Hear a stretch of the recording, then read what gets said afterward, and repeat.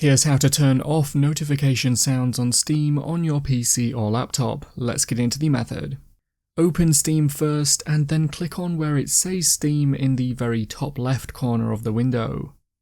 On the list that appears, choose Settings and then select Notifications from the menu on the left.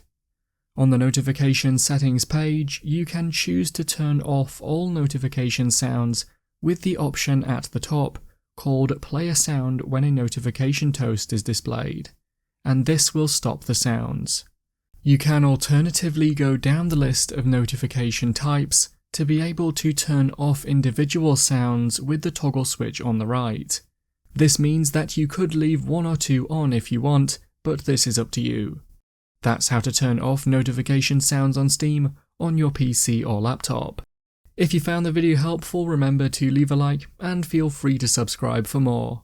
Check out the videos coming up right now, you might find these helpful too.